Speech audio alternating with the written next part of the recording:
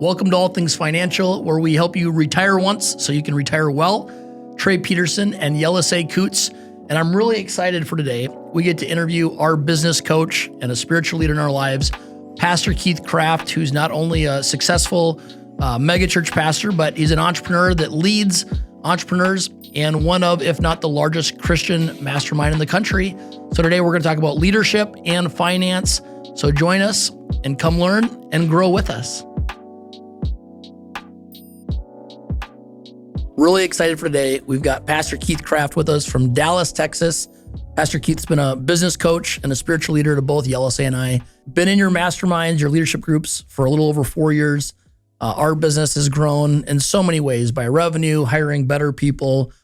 Just the way that we think, the way that we execute is better because of your coaching. So first of all, thank you for being with us. Well, thank you. It's an honor to be with you guys. And, I'm just reminded that it was actually, let's start with a Buddha quote. All right, here we go. Just right out of the gate. Yeah, Jesus or Buddha. Let's start with Buddha. Yeah, let's start with Buddha, because here's what I love. I love that every philosopher or every religious leader has to come into the authority of Jesus Christ. So good. And so all truth is God's truth. Great philosopher Soren Kierkegaard said that. And what Buddha said, which is true, is when the student is ready, the teacher appears.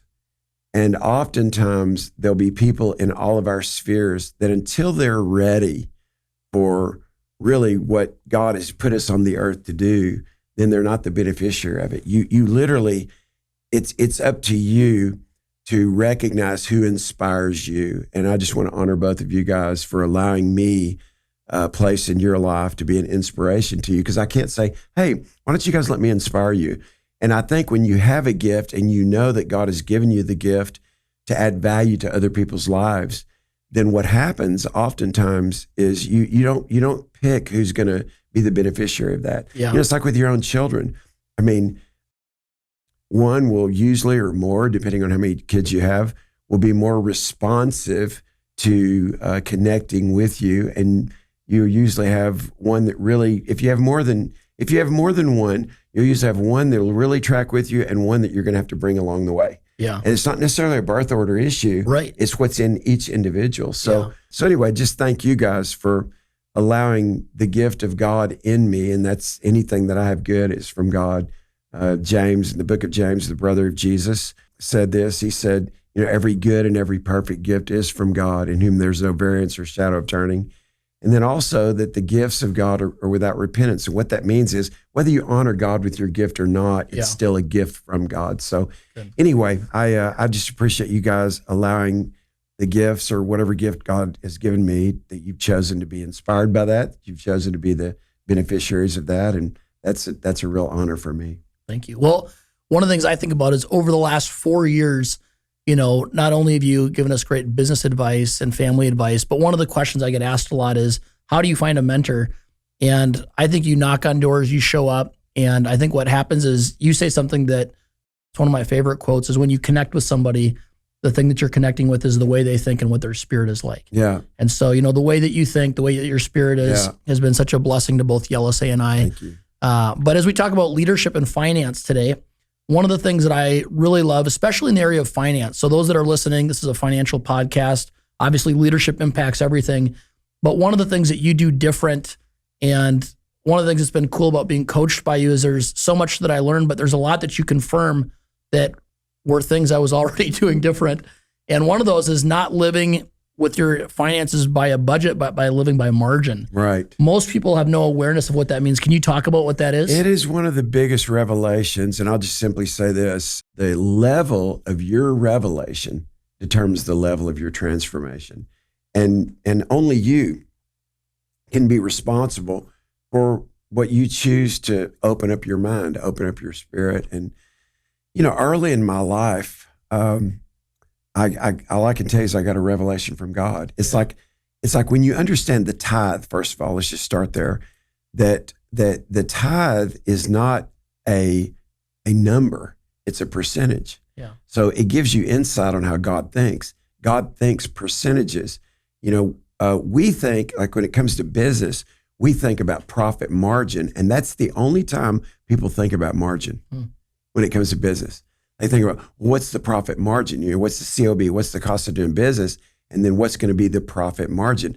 But there's really a thread of God being a margin God, not a budget God. God didn't care how much money you make. I love that. He didn't care about, all the things you want to buy for yourself, all what you want to do for other people.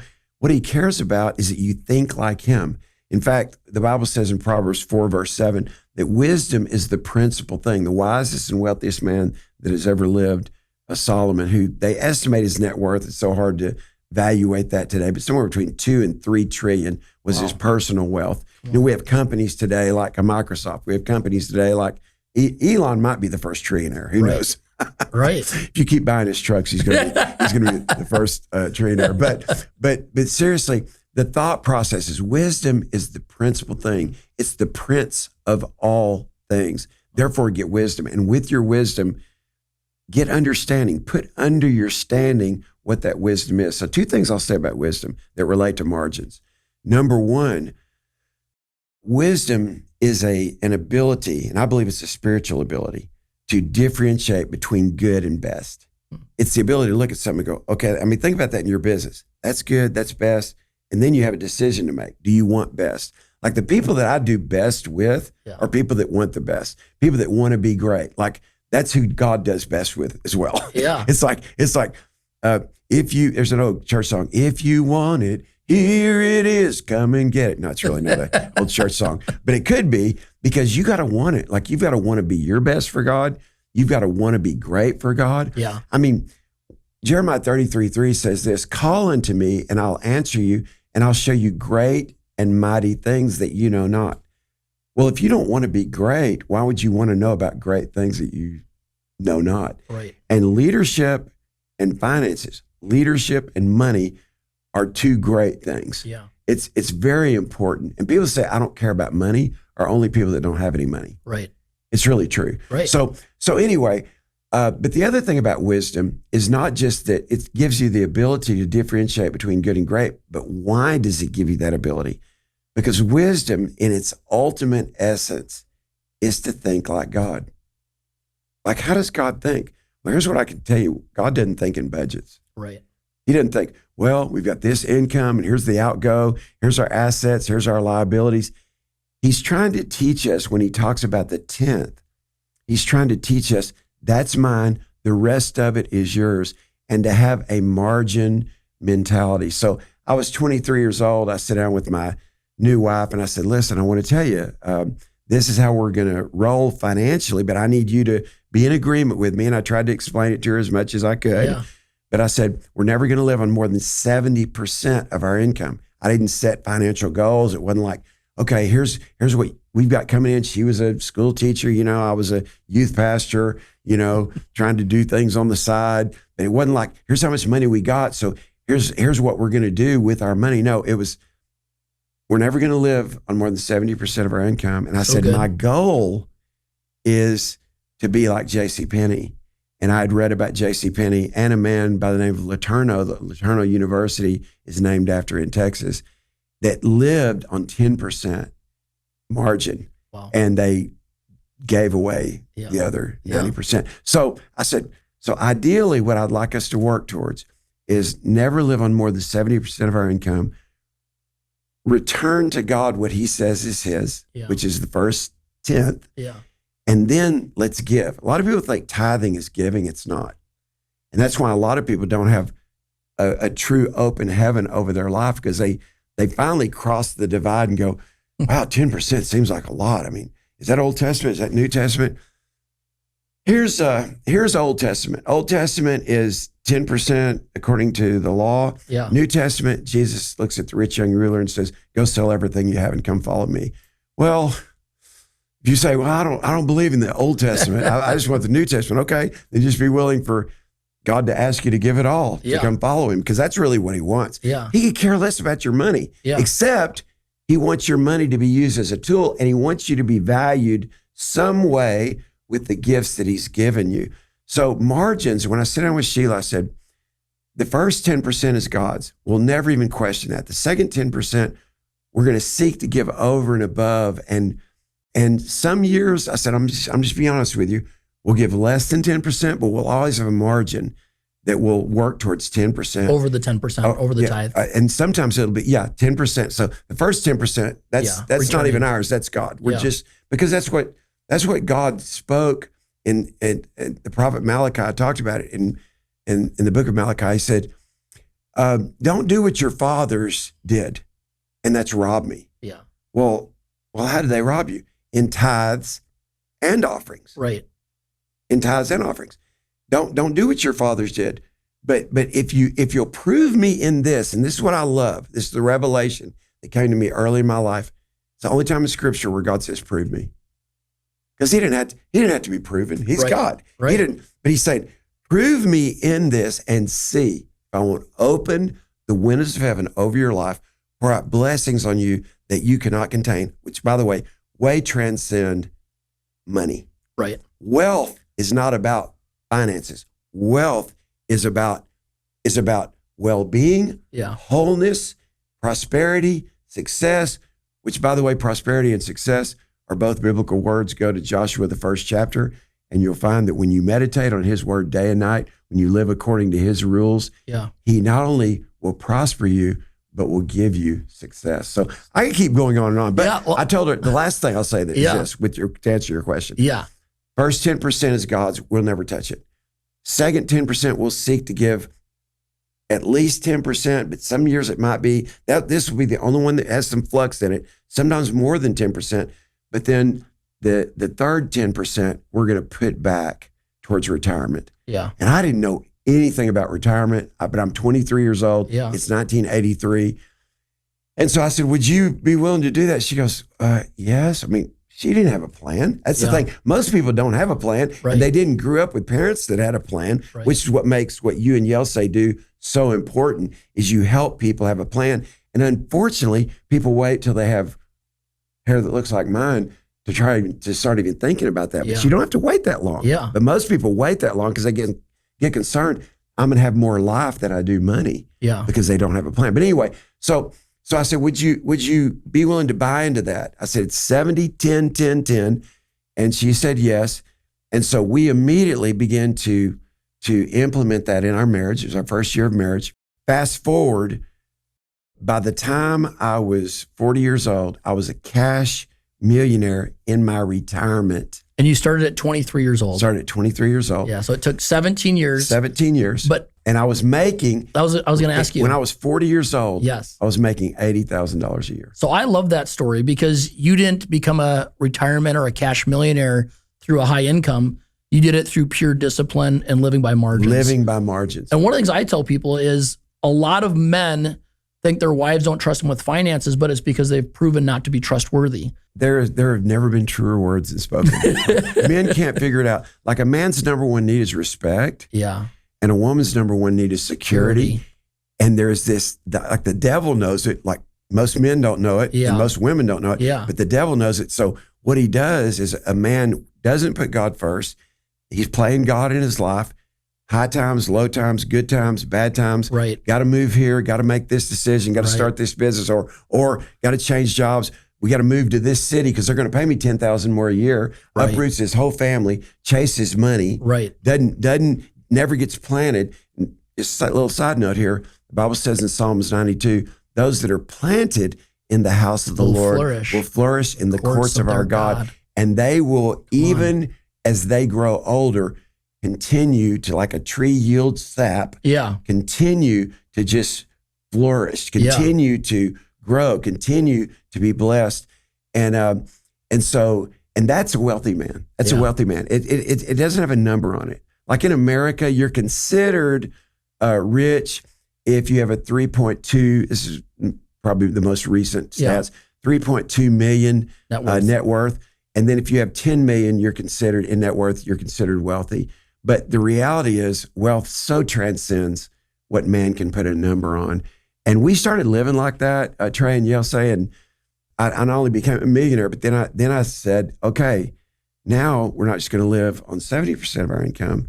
Now we're going to live on 50% of our income. And then when I turned 50, it went 40, it went 30. Now we live on less than 10% of our income. So good. And so just by setting margins, and here's the thing, we've never had a budget. I know that sounds crazy to people, but here's the thing. If you're living by your margins, you have an organic budget. Right. In other words, everything takes care of itself. You're not, so people that have a budget mentality, again, they're looking at income and outgo, and they set their budget. They're not looking at margins, and your budget naturally follows that. Like, it's so hard for Sheila to even understand this today. It's like we're in the middle of, we have 6 houses in 3 different states, which I do all my businesses in these houses. We don't just have houses to have houses. We're advancing God's kingdom in the places we feel like God's called us to advance those. But here's what I can tell you.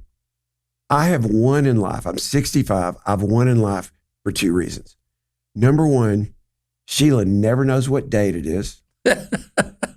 Like, I could call her on the phone right now on this podcast and say, what's the date today? She goes, I don't know.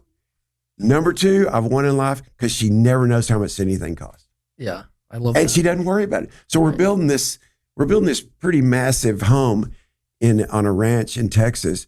And this is one time where she said, hey, can we do this? And it's like, well, tell me what it costs.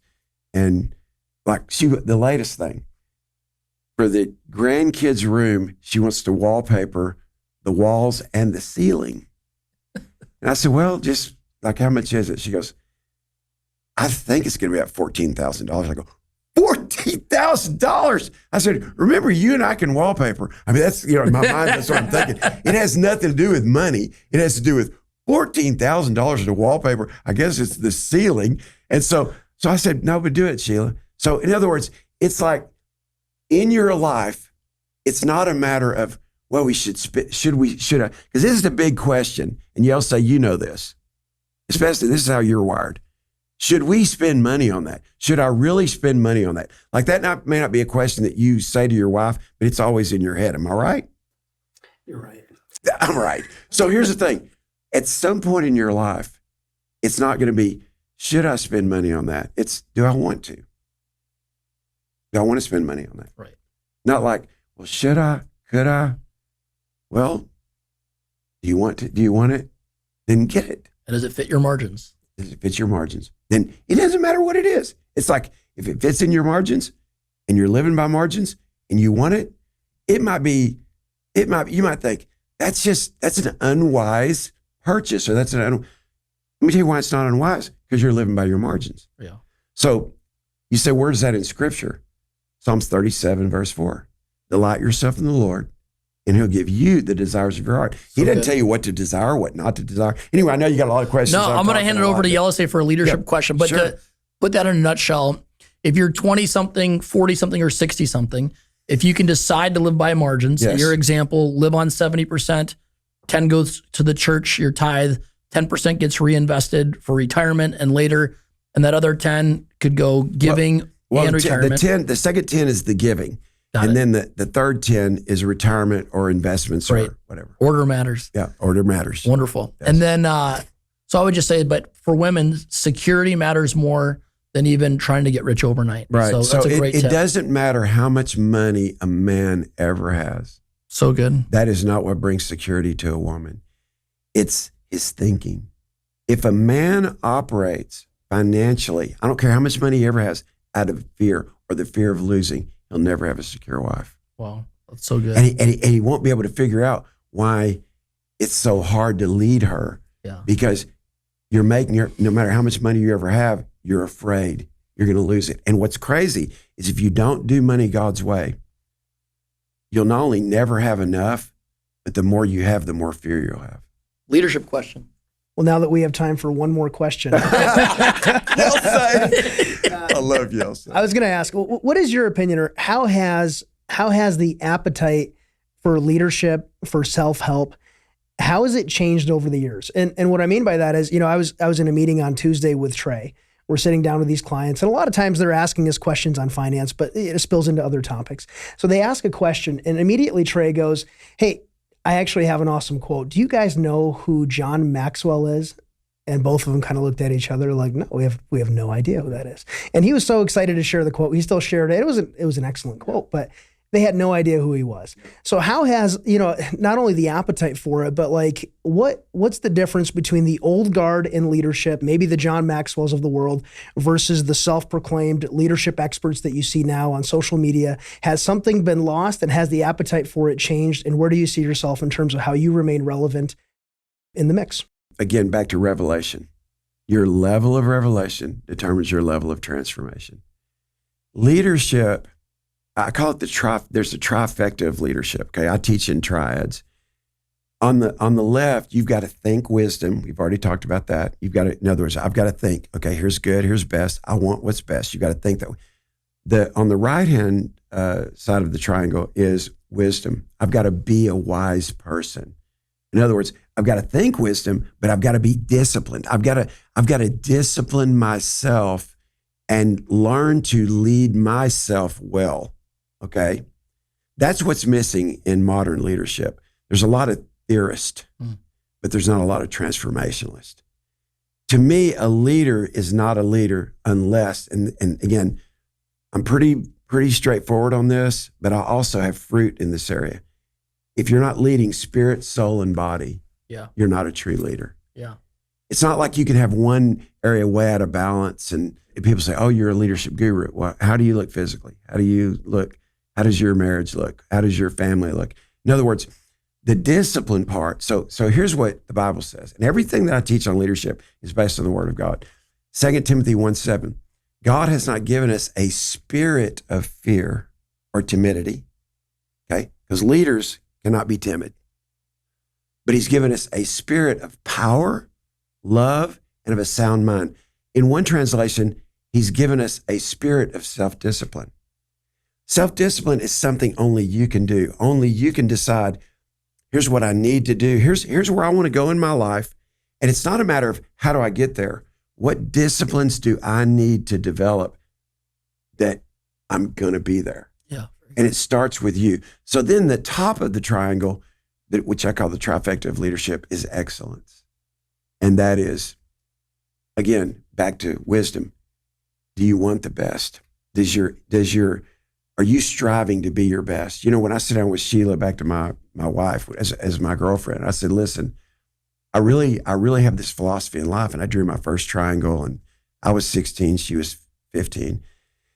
And I put her name on the left and my name on the right and God at the top. And I drew an arrow from her name because I wanted to know right out of the gate. I mean, this is before I asked her to be my girlfriend. I said, here's what I believe about relationships. If you'll be your best for God, and then I drew an arrow from my name to God, and I'll be my best for God. And then I drew an arrow between both of our names. I believe whatever we decide, God will put his hand on. But watch this. If there's something on the inside of you, like we started this conversation, where you don't want to be your best, I'm probably not your guy, like in leadership, because that's where it starts. You have to want it. Like you have to want to be your best. I would just boil it down to this. There's theorist, there's transactionalist, and there's transformationalist. In business, you got a bunch of theory. In leadership, you got a bunch of theory. Well, here's what we think, and this school of thought and that school of thought. It's theory. Then there's transaction. Okay, we got the theory down, we got the template down, we got the model down. We're going to use this in whatever business it is. But where transformation happens is when your life has the proof, your life has the fruit. That's when you're a leader. And then last thing I'll say is there's really only two kinds of leaders. There's the Moses kind of leader in the Bible, and there's the Joshua kind of leader in the Bible. Moses was a situational leader. Nothing wrong with that. But, arguably one of the greatest leaders in the history of the world, wrote the first 5 books of the Bible, the Pentateuch, was the lawgiver. But he was a situational leader. Joshua, on the other hand, was a natural born leader. So how do we know this? Because Moses said, Lord, I can't.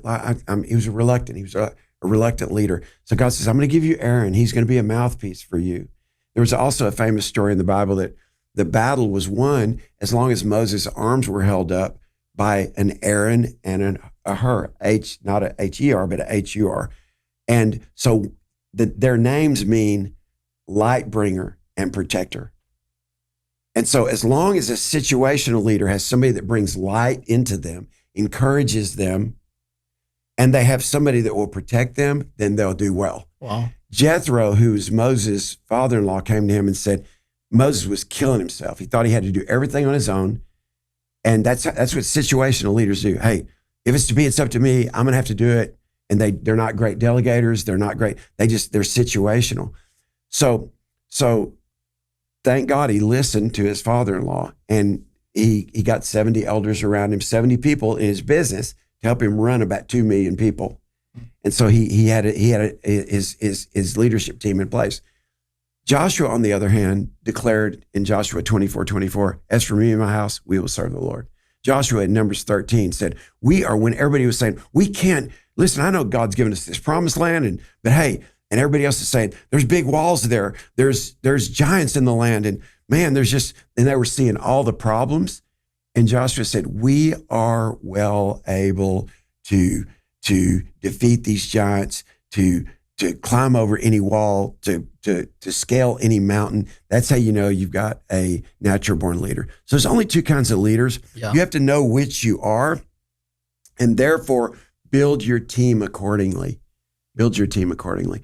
So I know it was a long answer. Did that answer your question? Great question. Yeah. Okay. One of my favorite quotes by you is, who helps you think better about the things that you're already thinking about? And when I think about what Yelisey and I do is we sit down with people in and nearing retirement, and we help them think better about how are they going to spend their money? How do they make sure that they have peace of mind? How do they take every trip they want to take? Can they do that new car? Can they buy that new camper? What does legacy look like to them? We plan for that. But if somebody's listening and they're saying, how do I find the right coach or the right mentor? What things should they look for in the voices that they listen to? Yeah, very good question. Here's what I'll say. And what you said, it's more than a quote, it's a question. And the question is that you need to ask yourself, no matter who you are, is who taught you to think like you think? Yeah. Who taught you to think like you think? Well, I'm not sure. No, somebody has shaped your thinking. Okay? And then you have to ask yourself this question: who could help me think better? Yeah. Who can help me think better about what I'm thinking about? And here's what I would say. It doesn't matter what anybody says about anybody, whether it's a pastor of a large church, a leader of a successful business. It doesn't matter. That's not what makes a leader, like we just said, Yelisey. What makes a leader a true leader and a true mentor and somebody that you'll want to listen to is if there's fruit in their life, but more than that, do they have the kind of fruit that you want in your life? Yeah. And so if you look at somebody's marriage, you go, man, I want a marriage like that. If you look at somebody's family, I want a family like that. If you look at somebody's business, I want a business like that. If you look at somebody's life and you say, I want a life like that, then guess what? Whether that person ever knows that they're even a mentor in your life, you make them a mentor. That's what's so powerful. It's like, Jesus, even though Jesus chose who he wanted to follow him, they had to choose to follow him. And they didn't necessarily just do a great job at it at first. I mean, everybody had their own opinions. And so here's what I think too, and you've heard me say this, but in about every 12 people in your life, you'll have a Thomas, you'll have a Judas, and you'll have a Peter. You'll have a denier, you'll have a doubter, and you'll have somebody that betrays you. And so when you can kind of get that thought process in your mind, it's like as somebody who's looking for somebody to be a mentor or a coach or a voice in your life, am I attracted to that person's thinking? Does their spirit connect with my spirit? And I'll even say this. Are we on the same wavelength or frequency? A lot of people are freaked out when you talk about frequency, but their frequency is a real thing. Yeah. And so part of what you connect with somebody when you hear them speak, and that's, I think, what happened with us, is you heard me saying things, like you said, that you were either already doing or you wanted to do. Okay, that guy's further down the road than I am, that he's got fruit in his life. So guess what? I'm gonna get in that guy's world somehow, some way. Yeah. And you did that. You did that. And so that's the secret. And a lot of people, they don't realize that, you have the power to choose who's going to help elevate your thinking so you can elevate your life. So choose wisely. Right. The voices we listen to determine the course of our life. There's only 4 voices. There's God's voice, there's the devil's voice, there's their voice, and there's your voice. Come on. The 2 most important voices you'll ever listen to, number 1 are God's voice and your voice. We speak about approximately 135 words a minute, but we self-talk over 500 words a minute. So here's what happens. We don't even realize whose voice, like when you're talking to yourself, it's your voice you're listening to. But then what you've got to do is you got to understand the third voice that matters most is their voice. Mm-hmm. Who are their voices in your life that's influencing your thinking? And when you can get real about that, you won't hear your voice repeating their voice that's not helping you get where you want to go. So good. And the devil's voice doesn't matter. He's a liar. He's the father of all lies. He's the accuser of the brethren.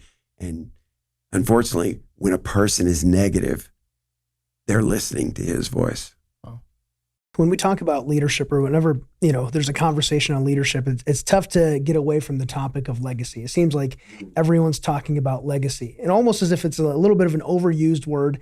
And if you were to strip down legacy and say, what are the most important elements of legacy? Like, what ought somebody be pursuing when they're talking about leaving a legacy? And sometimes, it comes down to, like, hey, my legacy is what my children and my family think to be true of me, or my legacy is being faithful to the commitment that I've made with God, or maybe even your community, or things like that. What are the most important elements that you think should be pursued in terms of legacy? Again, a big, huge question. But let's talk about money first. And then we'll go to what really matters most. Always money. Because money doesn't matter most, but it's like my old mentor who's gone to be with the Lord used to say, Zig Ziglar, he said, money's not the most important thing in the world, but it's close to oxygen.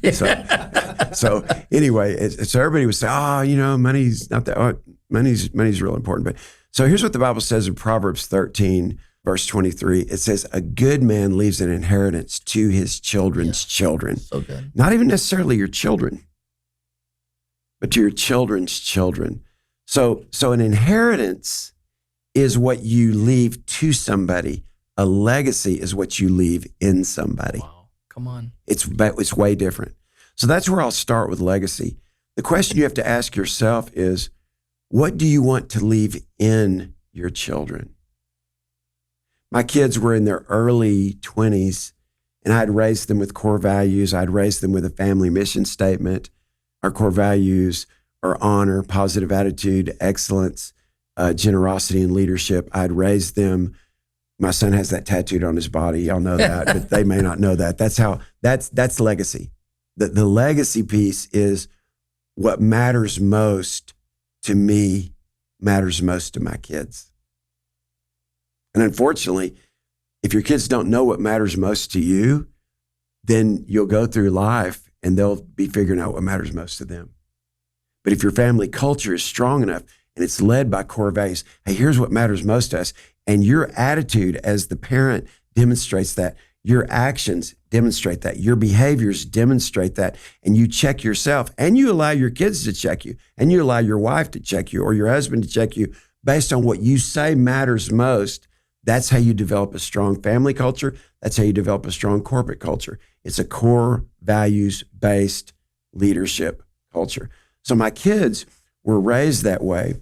And so in that thought process, it's you as and let's just talk about parenting for a minute. It's you as a parent deciding what kind of family do you want to have? What kind of future with your family do you want to have? So here's what I would tell my kids when they were growing up. Look, whatever we do, let's do together. Yeah. I had no idea how that was going to manifest. I had no idea how that was going to work out. But when I think of legacy, just to boil it down, I think legacy is a way of thinking. It's a way of being. It's a way of doing. I think of legacy, if I could just bullet point it, I think of legacy as a core values approach to raising your children and establishing your business. Like for instance, in business, you can do business with anybody. They don't have to share your core values, but never partner with somebody that doesn't share your exact core values. In other words, if they don't value the same thing you value, that partnership will not go well. You can mark that down. It's 100% true. It's 65-year-old wisdom, but it's godly wisdom. You can do business with anybody, but only do partnerships with people who share your same core values, because eventually it will not work. Legacy relates to, again, going back to the original question, what kind of family do I want? What kind of business do I want? And the ability, as much as you can, to see the end from the beginning. That's legacy thinking. You're thinking legacy when you're thinking, what do I want to be remembered for? You know, my daughter, Keela, she was about 14, and she said, one day she goes, Dad, I know what I want on my tombstone. This is legacy thinking. I said, well, baby, I was surprised she was even thinking that way, but she's got a gift of leadership. So she said, all I want is she was a warrior for God. I thought, man, what do you want on your tombstone? That's legacy thinking. What do you want to be remembered for? You're going to be remembered for something. What do you want to be remembered for? That's legacy thinking. Now, looking from a very personal perspective as it relates to legacy, asking the kind of question, what kind of family do I want? What kind of relationship do I want with my kids after they're married? What kind of relationship do I want with my grandkids? And then you shape your world, you build your world based on not just the kind of future you want with them in that future, but by deciding this is the kind of future I want, you're deciding what kind of man, what kind of woman, what kind of person do I need to be to make that future happen. That's legacy thinking. I could say a lot more, but So good. my wife has a book on that called Live Your Legacy, by the way, and it's very powerful. I love the emphasis on family first. Like, what would you say to somebody who maybe hasn't prioritized that aspect of it, but maybe thinks that they're building a legacy in other ways? You know, I mean, when you ask the question, like, how do you want to be remembered? I mean, that could, you know, the answers to that could be anything. Yeah, you know, recently we had a couple of people that were leaving our staff. One of them's been with me since 2011 and has been in our church for 25 years. And so up on announcing his resignation, one of the things that I did with our staff is I said, I did a teaching on, I've never seen anything like it. You know, like I said, I'm not saying that egotistically. I'm just saying I've never seen anything like it. But how to leave something well. So when you think about legacy, right? Like a person that, like the practicality of it is, when you leave a relationship, you're going to be remembered for something. When you leave a company, you're going to be remembered for something. When you leave anything, you're going to be remembered for something. And it's thinking in your mind, how do I want to be remembered? Because having your name on a building, people are going to drive by, it means absolutely nothing. Oh, I just want to have my name on a building. Who cares? Nobody even knows who you are. Oh, I want to have my name on a school. Who cares? That's when people that just think about philanthropy and they think about, you know, oh, well, you know, my name will be on the stadium or whatever. That is not a legacy. That's just, that's a name. So anyway, I could go on and on. If I could ask just one follow-up question to this. So most of our clients are in and nearing retirement. So for us, you know, I would say most people don't think in those terms. They don't think about legacy. But what would you say to someone who's 65 years old, where the earning phase of their career and everything they've been doing, that's kind of behind them and they're entering a new phase in life? How would you prioritize legacy for that person? Or what would you say to someone that's nearing retirement? It's kind of a challenge. What I'm going to say is a challenge. Because that's what leaders do. We challenge. We challenge the process. Like we challenge. So first of all, you guys' job is to help people think that way, right? And so it's by you asking questions, even some of the questions that I'm saying. But according to the New England Journal of Medicine, 50 to 60 is the third most productive time in your life. 60 to 70 is the first most productive time in your life. 70 to 80 is the second most productive time in your life. So good. So when most people are thinking Americana, oh man, I just want to retire. Oh, I just want to make sure I have enough money all the way to the end. It's now been proven that you're in the best season of your life when you're 65. You're right in the middle of your most productive time in your life. And where does productivity start? With your thinking. So how you've always thought in the past, maybe align yourself with All Things Financial, an organization like this that can help you begin to think, wow, if this is the most productive time in my life, what structures do I need to have in place so that the structure that I've set in place becomes the most productive time in my life?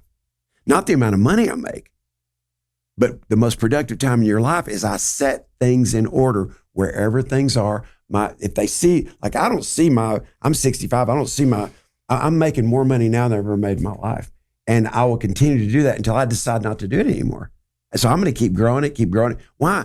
Because I'm thinking legacy. I'm thinking family bank. I'm thinking generational wealth so that I have a family that advances God's kingdom. So I've got to take time and build structure. And I've spent hundreds of thousands of dollars. And people don't have to spend that with you guys, but I've spent hundreds of thousands of dollars literally to try to set up a structure that the productivity is in the structure, not in what seems like the immediate return is. Yeah. Does that help? That's really good. I'm glad you shared that. Yeah, thank you for the question. One of the things that you helped me with is, as we've built our business, is, not just having financial goals, but, having family goals. And I think, you've been really successful in the church world. You've been really successful as a business leader. But when people see you, I think the thing they want most is the relationship that you have with Pastor Sheila and your kids. So if someone is listening and they say, how do you love your wife and your kids in a way that they've done what your kids have said, where they've said, there might be things I want to do more than this, but I want to be with you more than I want to do those things. Yeah. And they didn't choose that. They watched you do that. I should say they watched you at first. Yeah. Because you made choices that were for them, not for you, and you could have made some decisions for you. But how have you led in a way that they also chose 3 out of 3 to follow you? Yeah. I think the biggest thing is that I think the greatest win in life, capital letters, the greatest win in life is to do life with the people that you want to do life with. I love that. It's the greatest win in life. That's what heaven's going to be like. Heaven's going to be one big party with people who won, people who made heaven, people who chose to put God first, people who chose to live their life for God, people who chose to have a kingdom mindset, people who chose to live with a biblical worldview, people who chose to put God first. On and on I could go with that. So why not have some heaven on earth? Yeah. And the heaven on earth is, wow, I wanted my kids to know I've pushed my chips in to be with you. I could have made more money, and it's still true today. I could have better staff at times. I mean, in trying to bring my kids along. And I always tried to have somebody between us so I wouldn't ruin our relationship. But when they were growing up, I had a coach hat, I had a friend hat, I had a dad hat, and I had a leader hat. And I would actually take the hat off and go, okay, today I'm going to be your friend until I have to be your dad, or until I have to coach, or until I have to. So it helped them understand the voice that they were going to be hearing. And so I literally do that at our church as well. So the reason I'm saying that, to answer your question, is if you want your family with you, if that's what your goal is in the future, and that's what I wanted. Like I wanted my family with me. I didn't want them to come visit me on Christmas. I didn't want them to be with me on Thanksgiving when they could. Yeah. I didn't just want to share them with other in-laws. I wanted them to do kingdom life with me. Then you've got to build a table where they know they're not just included, but they're valued. Yeah. And that's what I've strived to do with my kids. So I've strived to do that. This is I'll just share something real personal with you. This is a text that I sent my son yesterday at 9:41 p.m. He had come over because he lives on my ranch now. He lives on property that I've deeded, this, to his children. So he's built a house on property that I've deeded to his children. Because I want people with me generationally. Right. They'll have to unwant that. Just like we have to. The first act of God was He blessed us to be fruitful, multiply, fill the earth, subdue it, take dominion. We have to literally unbless ourselves by saying, no, I think I'll just do my own thing. And so my children and my grandchildren and my great grandchildren for the next 3 generations will have to unwant what I've built. And it's so good, I can't imagine them ever unwanting it. But anyway, Josh just came over and was just sharing some things personally with me. He was coming to take out our trash, which means so much to me. I mean, here's this kid, very, very reluctant, all growing up. I had to tell him everything to do.